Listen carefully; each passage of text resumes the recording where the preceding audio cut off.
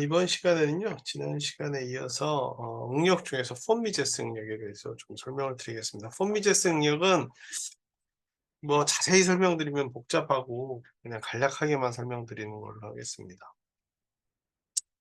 우리가 생각을 해보면 응력은 꼭 한 방향에서만 주지는 않습니다.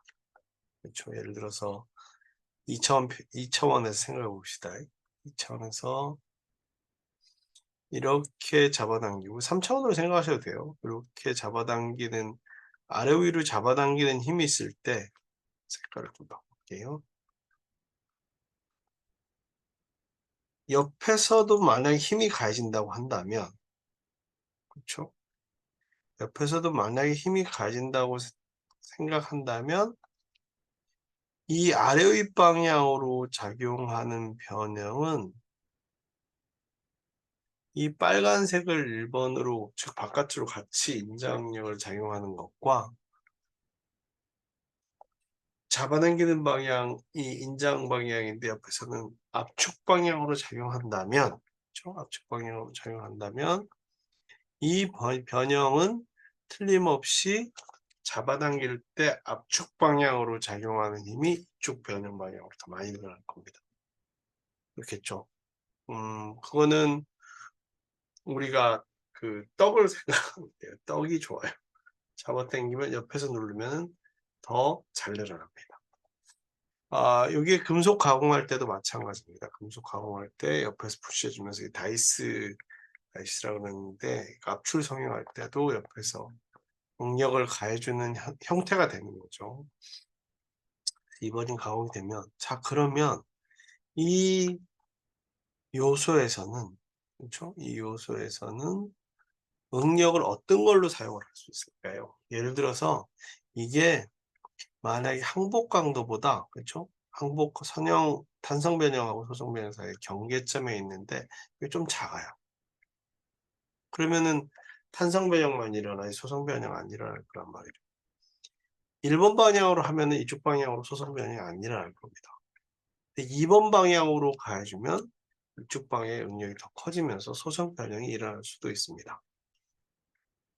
그래서 우리가 늘 일방향으로만 응력을 주는 거 생각하는데 실제로 보면 구조 자체가 굉장히 복잡하기 때문에 각 부분들은 이걸 조금 더 확장하면 각 요소들이 겪는, 그렇죠? 각 요소들이 겪는 어, 각 요소들이 겪는 응력들은 한 방향으로만 작용하는 게 아니라 세 방향으로 작용하는 3차원적 응력이 됩니다. 그랬을 때 이 3차원적 응력, 예를 들어서 과연 3차원으로 작용하는 응력에서 어떤 응력을 항복 강도보다 더 커야 소속변이 일어난다고 생각할 수 있을까요? 그래서 나오는 능력이 폰미제스 능력. 그러니까 이걸 다 고려를 해야 된다. 그래서 일반적으로 이 1, 1, 2, 2, 3, 3는 그냥 XYZ 방향으로 할게요. 꼭 XYZ 방향일 필요 없는데 그 면에 수직인, 그러니까 요 면에 수직인 응력입니다. 1, 2, 2, 1, 3, 2는 전단 응력으로 보시면 돼요. 그렇죠? 그래서 모든 응력이 다 존재하는, 즉 다음 페이지에 나올 것 같은데 요거처럼 투원하고 완투는 가태가 돌지를 않거든요. 우리가 하는 것들은 얘네들이 돌거나 그러면 안 되니까, 움직이면 안 되니까 그냥 변형이 일어나야 되는 거지. 움직인다는 건 변형에 의한 움직임이지 얘가 이렇게 뺑그르르 돈다든가 아니면 이렇게 날아간다든가 움직인다는 그런 의미는 아닙니다. 그래서 투원이나 완투나 같아야 되고 원원이나 이쪽 방향으로도 이런 응력 관계에서 봤을 때 이런 응력들이 다 존재하는 거예요, 실제로.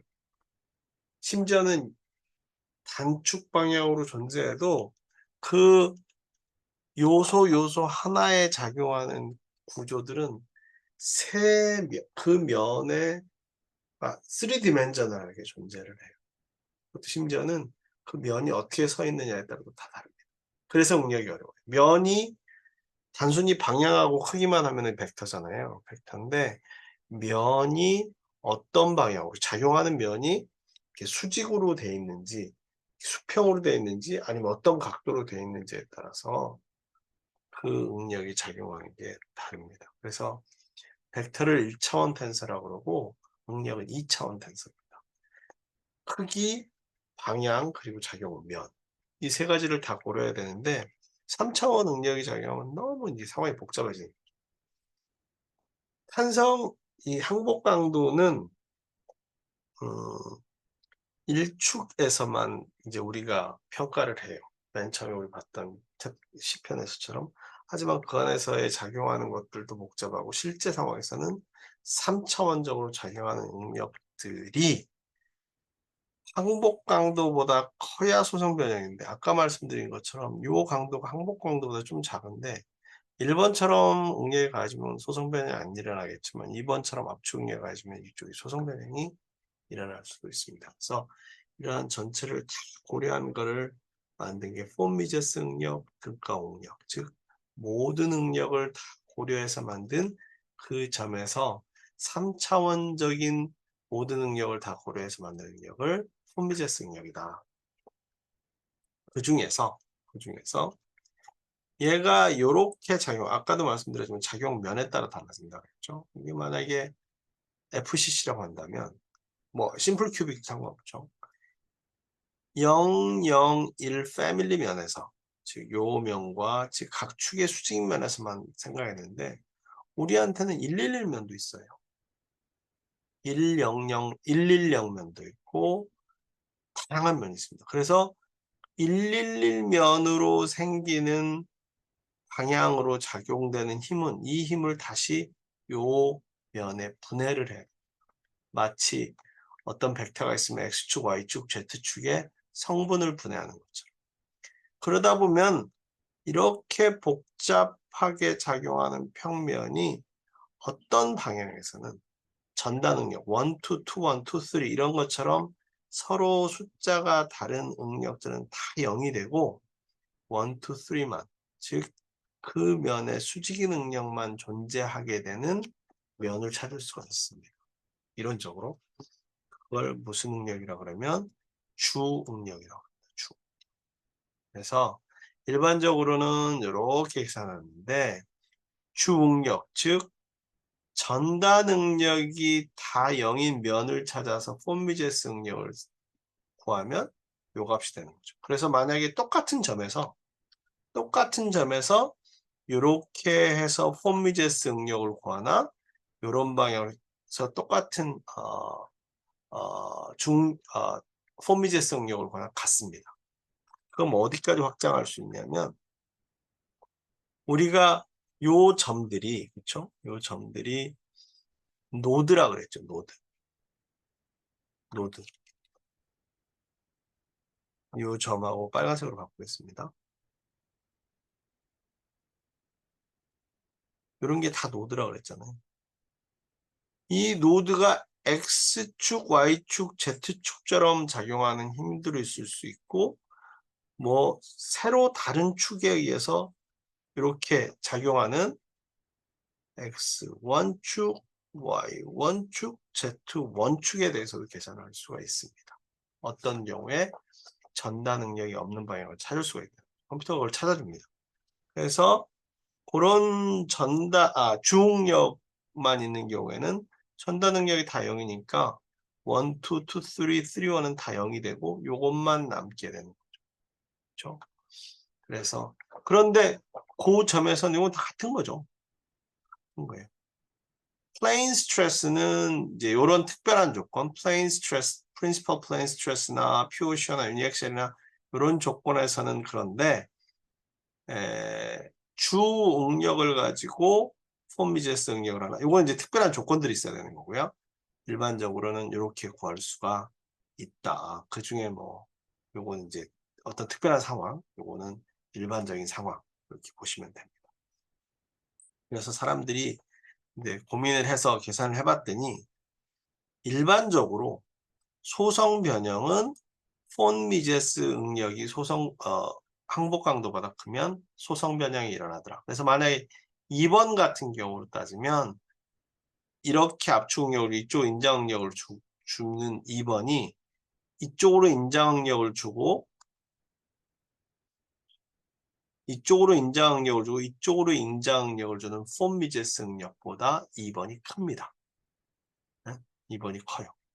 2번이 크기 때문에 그럴 때는 폼미제스 응력이 1번 상황보다 응력이 더 커져서 우리가 거기에서 소성 변형이 일어나는가 하는 판단 기준의 하나로 씁니다. 그럼 교수님 항상 그렇습니까? 아닙니다. 항상 그런 것도 아니에요.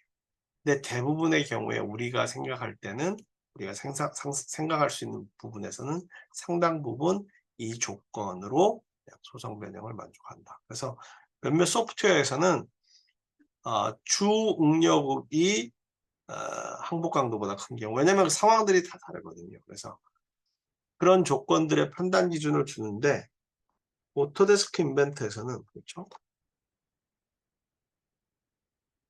오토데스크 인벤트에서는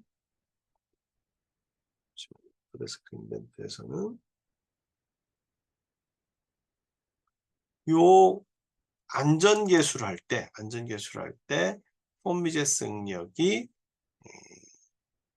항복 강도보다 큰 경우는 안전계수, 그러니까 폼미제스 응력과 항복 강도를 비교해서 안전계수를 만든다. 이렇게 생각하시면 될 것 같습니다. 폼미제스 응력이 항복 강도보다 크면 1보다 작고, 항복 강도가 폼미제스 응력보다 크면 거꾸로 되면 1보다 큰 상황이 됩니다. 그래서 소성 변형 여부를 판단을 한다. 중력은 이걸 설명드리면서 말씀을 드렸죠. 똑같은 요 응력도 면이, 즉 축을 어떻게 잡느냐에 따라서 전다 능력이 없는 주 응력만으로 나타낼 수 있다. 그래서 응력이 쉬운 게 아니에요. 그 크기와 벡터만 있는 것보다 좀 더 복잡합니다. 근데 너무 들어가는 거, 이제 앞으로 들어가는 거 여러분들이 다른 전공 시간에 들어가도록 하고, 우리는 폼미제스 응력이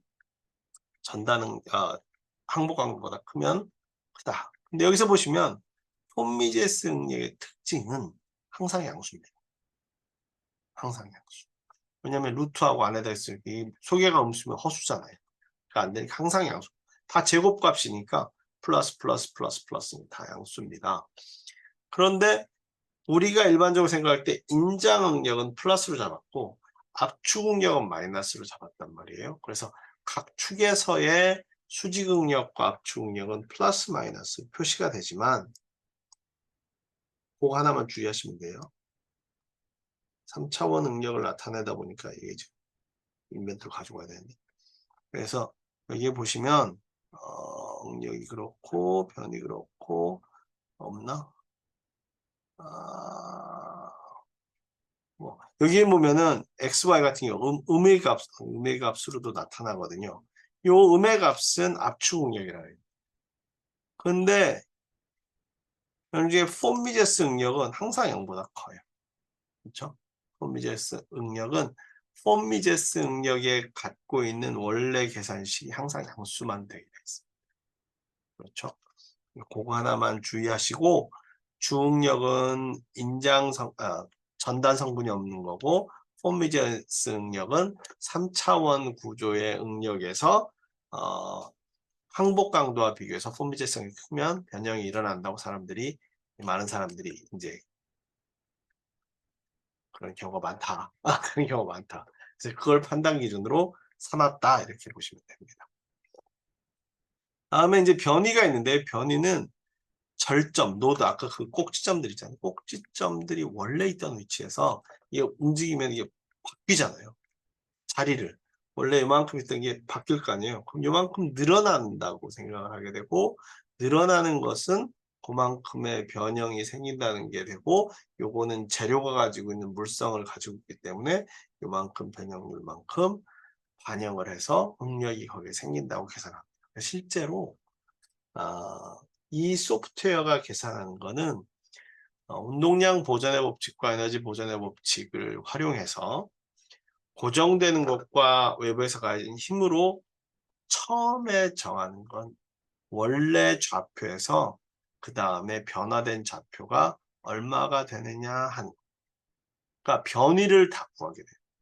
변위를 구하게 되는데 변위는 꼭 응력과 비례하진 않습니다. 예를 들어서 요 끝에 점이 있는데 얘가 워낙에 이만큼 변했어요. 밑에 점이 이만큼 변하면 우리도 따라 변할 수밖에 없습니다. 그렇죠? 따라 변할 수밖에 없는데 요거는 그냥 요 위쪽 점은 그냥 이동한 거잖아요. 밑에가 올라오는 바람에. 그래서 요 변위가 크다고 해서 무조건 여기에 변형률이나 응력이 큰 건 아닙니다. 변형률은 요 이웃한 점과 요 점 사이가 얼만큼 늘어났느냐가 중요해요.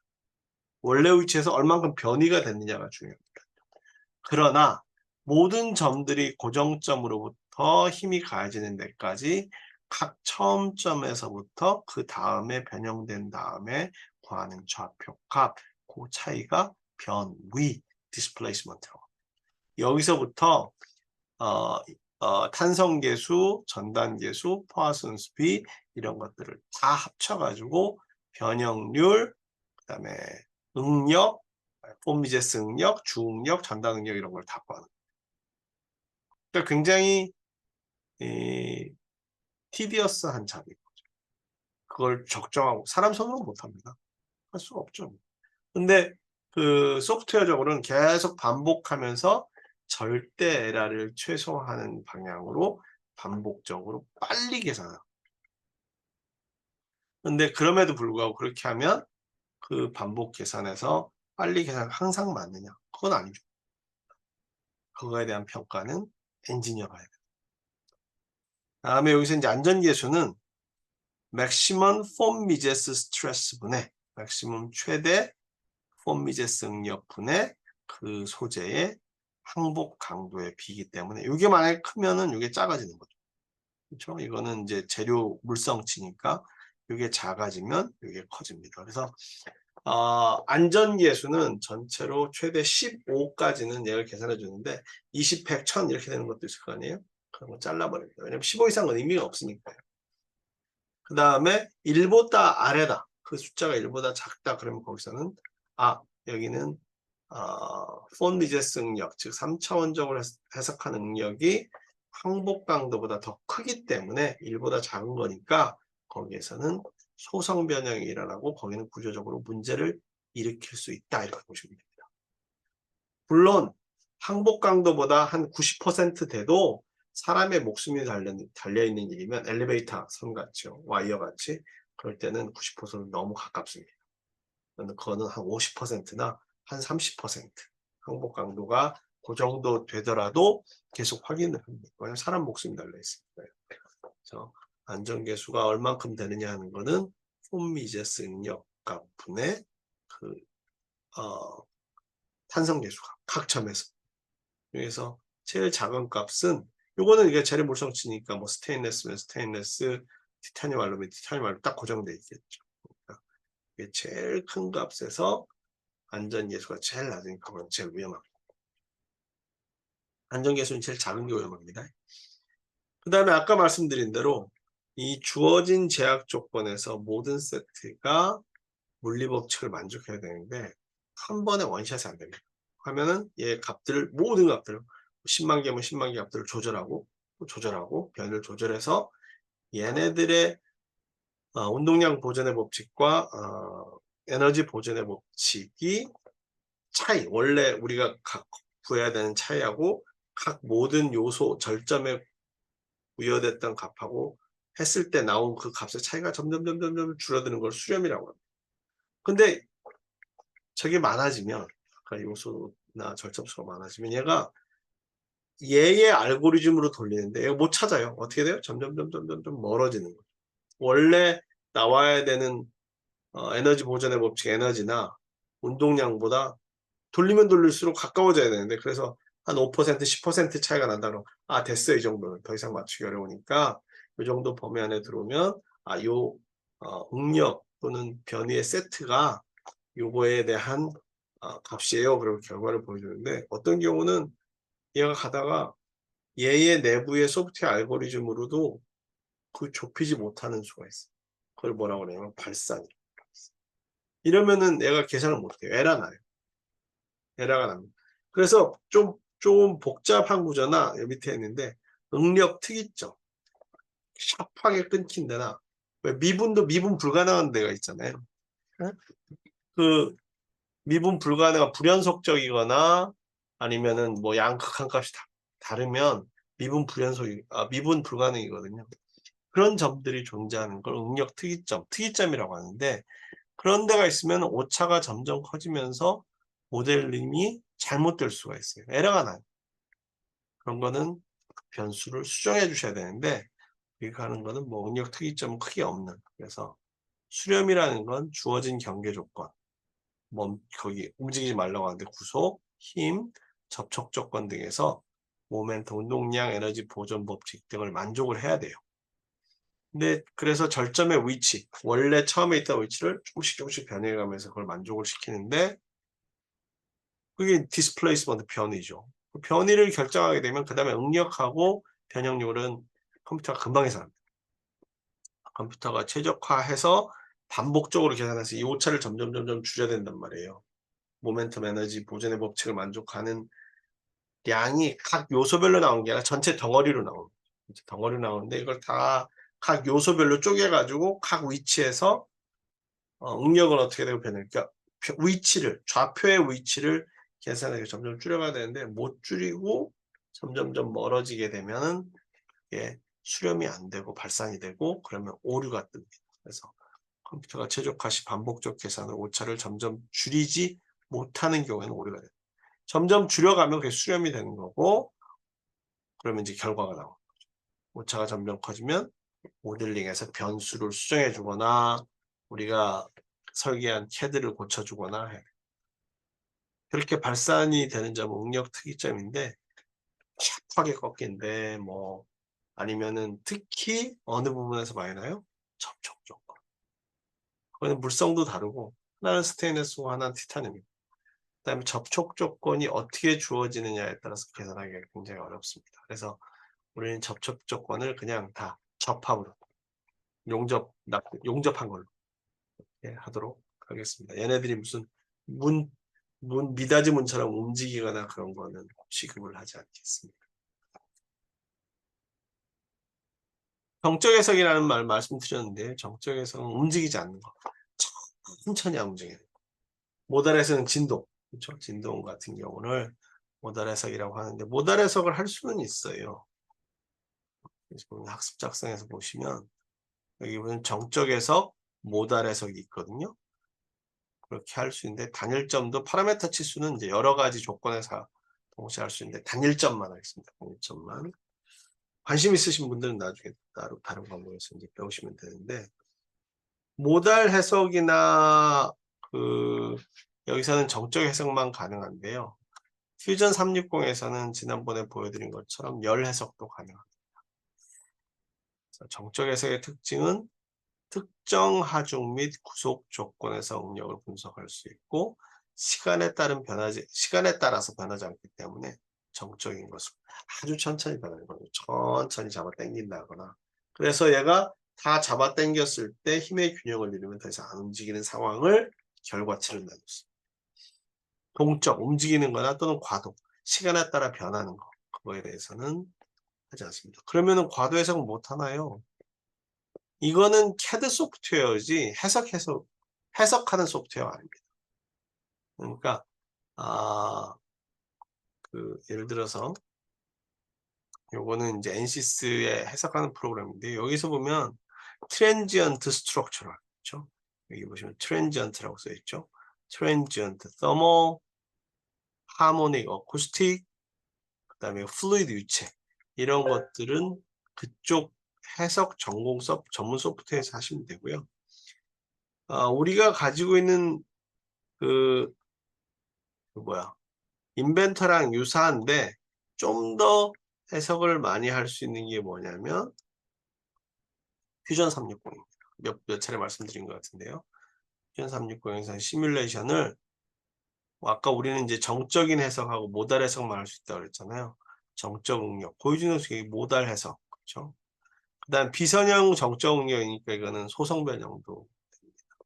전자제품 냉각, 열 응력, 열 때문에 서머 미스매치 때문에 열 때문에 발생하는 응력, 구조적 버클링, 갑자기 움직이거나 뭐 알루미늄 캔 찌그러뜨리는 거. 여기서는 정적이니까 천천히 움직이는데 갑자기 변하는 거. 동적 이벤트 시뮬레이션, 야구 배트 방망이 치는 거 충돌하는 거. 그런 것들은 여기에서 할 수가 있는데요. 저희 범위 밖에서 넘어가고 사실 뭐 그거는 또 하는 전공이 따로 있으니까 저기다 하도록 하고 저희는 정적 해석만 하도록 하겠습니다. 그러면 이제 응력 해석 스트레스 환경부터 쭉 해보겠는데요. 우선 이게 지금 SAF 프로젝트 15-1 제가 그냥 임의로 골랐던 것 같아요. 예전에는. 그래서 15-1 뭐 요걸로 하셔도 되고 요건 이제 틈틈이 보여드렸는데 말고 홈에서 오픈해서 15-1 15장인 거죠. 15장이 응력 해석이잖아요. 15의 1 여기 아닌데 15-1 요거 그렇죠? 요거를 한번 열어보겠습니다. 그러면은 좀 뭐 여기도 스케치도 한번 보시면 이게 생각보다 그렇게 어렵지 않아요. 그렇죠? 하고 각각 이렇게 돌출하고 뭐 이거에 따라서 돌출해서 구멍 뚫고 뭐 돌출 이거 1, 2, 3 이건 다 돌출이 다 하나 둘 세 개 한 거 했나 봐요. 그다음에 이후에다 구멍도 뚫고 뭐 하고 하면 하시면 됩니다. 크게 어렵지 않습니다. 그렇죠? 그다음에 여기에 보시면 우리가 3D 모형을 열면 응력 해석이 있습니다. 또는 환경에 보시면 여기 응력 해석이 있습니다. 그래서 3D 모형상에서 부품만 열겠습니다. 조립품은 뭐 얘가 하나 있는데 그냥 설명하는 걸로 하고 부품만 응력 해석. 그러면은 여기가 분석으로 애널리시스로 바뀝니다. 그렇죠? 애널리시스로 바뀌고 여기서 케이스 스터디라고 되어 있는데 학습 작성이라는 게 조금 한국 번역으로 좀 이상하죠. 그래서 그냥 분석 수행이에요. 그래서 시뮬레이션 작성 차라리 이렇게 시뮬레이션 작성이라고 하면 좋을 것 같은데 뭐 전산모사 작성 전산모사 뭐 이렇게 해야 될 것 같은데 그래서 여기가 지금 이미 작성이 됐네요. 눌렀나? 이미 떴어요. 스태틱 애널리시스 잠시만요. 이게 뭐 하다가 눌렸나 봐요. 저장 안 하고 다시 한번 열어볼게요. 그냥 열리는지 안 열리는지 한번 봐야겠어요. 사전에도 보는데 워낙 기능들이 희한해서 3D 모형에서 응력 해석을 클릭하면 자동으로 그냥 학습 작성까지 되네요. 이게 그 전에 돼 있는지 만약에 여기 안 뜨시는 분들은 여기 안 뜨시는 분이 학습 작성을 누르시면 됩니다. 여기 뜨고서 학습 작성 해야 되나? 정적 해석이고 그다음에 다른 건 그대로 디폴트 상태로 두시면 돼요. 디폴트 상태는 건들지 말라는 얘기죠. 우리가 진동 해석을 할 것도 아니고 쉐이프 생성기 할 것도 아니고 모형도 1차 뭐 그대로 정적 해석이고 단일점 파라미터 치수도 만할 겁니다. 홍차도 0.1mm 오케이. 유형은 접속 유형은 접착만 한다 그랬죠. 확인. 이제 2개 떴죠. 그쵸.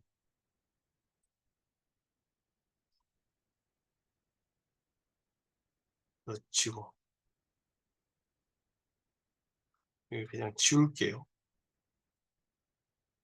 처음에 아마 뜨시면 이렇게 뜨실 것 같아요. 제가 예전에 해놓은 거라 그런지 아니면 다시 뜨는데요. 이렇게 하시면 학습 작성하시고 그대로 확인하시면 이렇게 정적 해석을 해서 이렇게 뜹니다. 이게 뜨든 뭐 하든 정적 해석해야 됩니다. 그래서 그게 여기까지 응력 해석 환경 설정. 그러면 이제 하나하나 해 나가도록 하겠습니다. 중간에 하다가 한번 끊어야죠. 그래서 여기 보면 안내하고 응력 해석 설정이 있는데요. 한번 볼까요? 여기 있네요. 안내하면 FEA 처음으로 사용함으로 시뮬레이션 설정의 기본 단계를 보여주세요. 익숙하지만 내 시뮬레이션 특정 부분에 몇 가지 조언이 필요합니다. 요거는 이제 각각 하시면서 보시면 될 것 같고요. 안내는 필요 없고. 닫아. 아닌데? 여기 닫아. 그렇죠. 닫으면 되시고. 응력 해석 설정은 맨 처음에 떴던 거. 맨 처음에 떴던 거. 처음에 떴던 게 아니네요. 일반 정적 해석이고 단일점이고 공차는 이렇고 유형은 접착으로 하고 분석은 요 H하고 요 모드는 뒤에 가서 다시 한번 하겠습니다. 미세 조정 최대수, 그다음에 메쉬. 메쉬는 평균 요소 크기가 작으면 작을수록 좀 더 그 요소가 작아져요. 너무 당연한가요? 요것만 조절하셔도 여러분들이 처음에 하시는 데는 크게 문제가 없을 것 같습니다. 확인. 그래서 나중에 해석 설정할 때는 다른 건 별로 안 건드리고요. 요것만 한두 번 정도 건드릴 것 같습니다. 메쉬 이거 분석도 사실 거의 안 건드릴 것 같고요. 메쉬의 요 크기, 평균 요소 크기, 그렇죠? 경계 상자 길이의 일부로 10%냐 5%냐. 그래서 요 길이의 뭐 10%, 5%, 10등분 할 거냐, 20등분 할 거냐. 작으면 작을수록 작아집니다. 요소가. 요거는 그리고 그 다음에 순서는 재질 정하고 구속 조건 정하고 하중 정하고 접촉 정하고 메시 정하고 결과를 보면 됩니다. 근데 중간에 이제 변형해야 될 것들이 좀 있으니까 그런 것들은 상황에 맞게 변형하시면 되고요. 처음에 재질 지정입니다. 이게 이제 우리 캐드하고 다른 가장 큰 게 앞에서는 금속을 그렸는지 아니면 뭐 강철을 그렸는지 타이타늄을 그렸는지 알루미늄을 그렸는지 모르잖아요. 근데 여기서는 재질 데이터를 부여를 합니다. 그래야 이게 시뮬레이션입니다. 고무는 쭉쭉 늘어나고 금속은 튼튼하고 타이타늄은 더 튼튼하고 이런 원래 그 소재가 가지고 있는 재질을 첫 번째 지정을 해야 됩니다. 그렇죠? 그래서 요거는 우리가 타이타늄으로 티타늄으로 지정을 해야 돼요. 그래서 요거는 티타늄으로 지정을 해야 되는데 여기에 보시면 학습 작성을 했고요. 파라메트릭 테이블은 우리가 파라메트릭을 안 하기 때문에 패스 재질 지정한다는 거예요. 클릭하면 SJS 픽처 15-1을 뭘로 지정하겠습니까? 원래 일반이라는 재질은 없죠. 디폴트인 것 같은데 재지정 재질. 재지정 재질은 우리가 티타늄으로 정했으니까 여기서 쭉 보시면 티타늄. 그러면은 원래 재질은 이거였는데 재지정 재질은 티타늄이다. 그래서 지정하실 수 있고요. 재질의 데이터베이스는 여기에 있습니다. 그렇죠? 그래서 여기에 보시면 라이브러리 여기에 뭐냐 문서에서 새 재료를 작성하고 싶다. 왜냐면은 재료가 이거밖에 없는 게 아니잖아요. 그래서 여기 없는 것도 많고 똑같은 처리라 그래도 스테인레스도 일반적인 스테인레스도 있지만 다른 스테인레스도 많고 열처리에 따라서 그 재질의 값들이 다르기 때문에 새로운 재질을 만들어줘야 되는 경우가 많은 거죠. 그러면 그걸 만들어주면 되는데 모양까지는 크게 문제가 없고 요 값들을 넣어줘야 돼요. 그래서 여러분들이 아시면 요걸 넣어주시면 되고 그래서 새로운 재질 이름을 생성하시면 됩니다. 하시면 되고 이거는 뭐 여기에 스테인리스를 더블 클릭하셔도 여기에 올라가죠. 아니면 요걸 위로 이렇게 하셔도 되고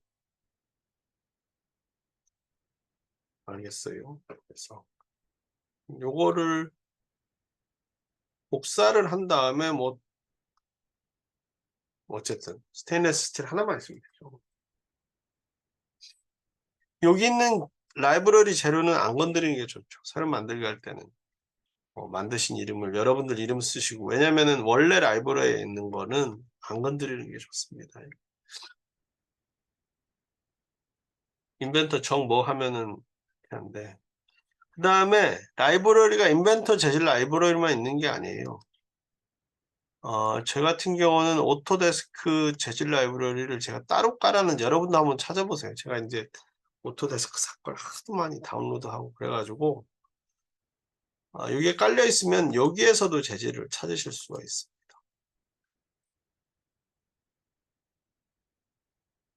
아까랑 훨씬 많죠. 오토데스크가. 잠시만요. 아까 스테인레스도 보면 인벤터는 하나, 둘, 셋, 네 개밖에 없잖아요. 타이타늄도 아까 하나밖에 없었잖아요. 오토데스크는 오토데스크 재질 라이브러리.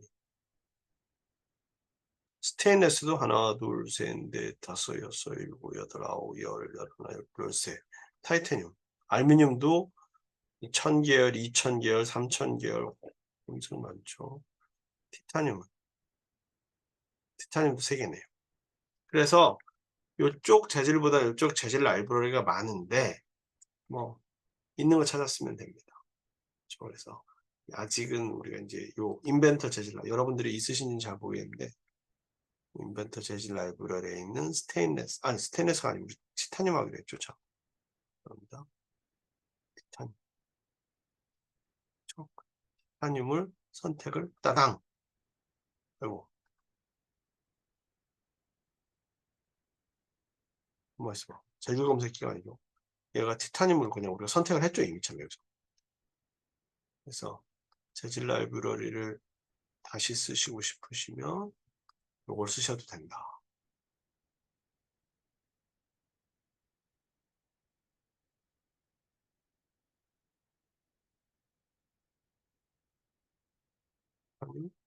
두 번째 거. 어떤 게 더 정확할지는 그거는 엔지니어가 2개네요. 티커가는.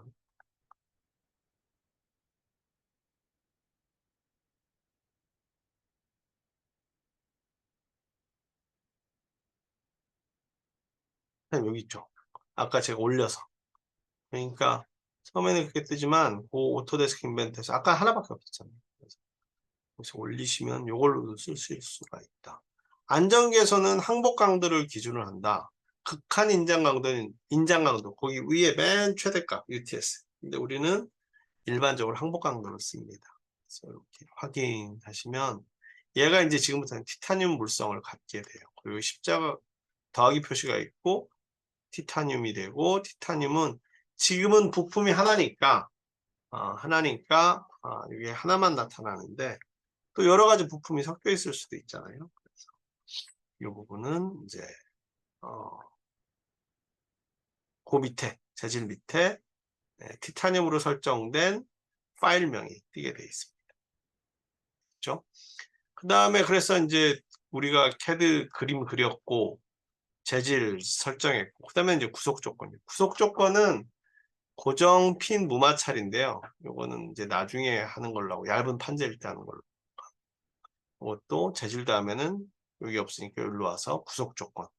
구속 조건은 예를 들어 얘 같은 경우가 위에서 누르거나 위에서 들어 올려서 이쪽에 예를 들어 가지고 무슨 나사를 박는다든가 뭘 핀을 넣어서 잡는다면 이쪽을 잡아야 될 테고요. 양쪽. 그래서 우리가 뭘로 잡았나 봅시다. 그래서 티타늄으로 했고 고정 구석인데 핀 구석도 있네요. 그렇죠? 핀 구석을 여기서 하실 수도 있고 고정 구석은 밑에. 그래서 고정된 부품 면 모서리 등의 비처 이동을 제한한다. 밑바닥에 딱 잡으면 밑바닥이 안 움직여요. 아래 위로도 안 움직이고 옆으로도 안 움직이고 위아래도 안 움직이고 정이 되고 핀은 2개의 원통형 표면이 외부 지지대에 연결돼 핀 구속 조건 적용하다. 여기 이런 데죠. 뭘 할 때? 스크류 나사 박아놓을 때. 아니면은 나사 박아놔도 그렇죠. 그럼 왜냐면 여기서 위에서 잡아당기면 여기는 고정이 안 되니까 들썩들썩할 거 아니에요. 어떤 부품 밑바닥을 다 용접을 해버렸다 그러면은 밑바닥을 고정시키면 될 테고 나사를 박아서 양쪽에다 고정시켰다 그러면 여기를 이제 핀 구속을 해야 될 테고 오마찰 구속은 이게 서로 자유롭게 움직이지만 분리될 수 없는 경우니까 미닫이문, 문 네, 그런 경우는 잘 안 하거나 물리적으로 대칭이 경우인데 이거는 이제 설명하려면 복잡해요. 이게 패스 고정하고 핀 해필이면 또 핀으로 올라가죠. 그러니까 여기서는 밑에 고정으로 합시다. 밑에 고정. 핀은 나중에 한번 해보고. 그래서 밑바닥 고정. 잠시만요. 밑바닥 고정을 하려면 고정됨이고 밑바닥 위치가 어디냐. 나는 여기를 고정시키는 거죠. 그러면 여기에 이렇게 고정되는 게 딱 보입니다. 적용. 그러면 요 밑바닥은 지금 고정됐습니다. 그러면서 부족 조건이 뜹니다. 얘를 잡으면 잡힌다고. 만약에 핀으로 구속을 했다. 이걸 지우고 핀으로 구속했다. 핀 구속이 어디냐? 그렇죠? 여기랑 컨트롤 키 눌러야 되나? 잠시만요. 동시에 다 잡을 수 있는지 각각 잡으면 되죠. 아이고. 컨트롤 키 누르고 안 되네요. 여기 하나 아니면 핀 하나 더 잡으면 되죠. 그러면 구속 조건이 핀 구속 조건이 2개. 근데 핀 구속도 복잡해요. 대부분 우리는 이 시뮬레이션 자체에서 이게 어떤 응력, 아직 응력에 대해서도 이해가 좀 작으니까 전체적으로 얘네들이 응력 분포가 어떻게 갖겠구나 하는 감을 익히는 거니까 밑바닥 적용 지금 그거 같고요. 강의가 좀 길어지니까 여기까지 부속 조건까지 하고 다음 부분은 다음 시간에 하는 걸로 하고요. 여기까지는 여러분들이 보시면 꽤 많이 했어요. 그렇죠? 태스크는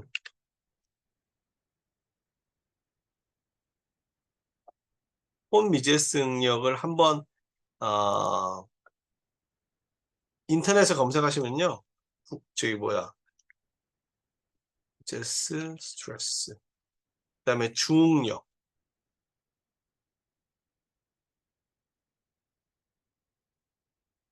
그다음에 뭐 긴장응력, 압축응력, 전단응력에 대해서 찾아보시고요. 그 다음에 우리가 맨 처음에 한 게 이제 응력 해석 설정, 응력 해석 뭐였죠? 처음에 응력 해석 시작, 그렇죠? 시작. 여기서는 학습 작성이었나요?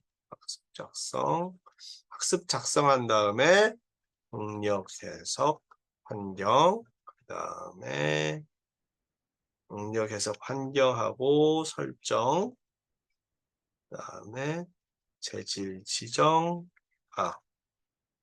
등을 확인하세요. 그 다음에 실제로 들어가서 재질 지정과 그 다음에 구속 조건을 실행해 보세요. 실행하시면은 이제 대략 어떻게 흘러가는지를 좀 감을 잡으실 겁니다. 아직 이제 시뮬레이션 한 바퀴 다 돌고 나서 보면 되니까요. 그래서 오늘은 이번 시간은 여기까지 하는 것으로 하겠습니다. 그래서 한번 이 태스크도 읽어보시고 이런 응력들도 인터넷에 보시면 많이 잘 나와 있어요. 강도학 책까지 찾아보실 거 없고 재료과학 책에도 보시면 됩니다. 폰미제스 응력이 나왔을지는 모르겠지만 그래서 폰미제스 응력 하시면 위키피디아나 이런 데도 잘 나와 있습니다. 그래서 한번 읽어보십시오. 이게 대략 어떤 느낌만 구체적인 내용들은 이제 3학년 때인가 강도학 시간에 배우시도록 하고 이번 시간은 여기서 마치도록 하겠습니다. 감사합니다.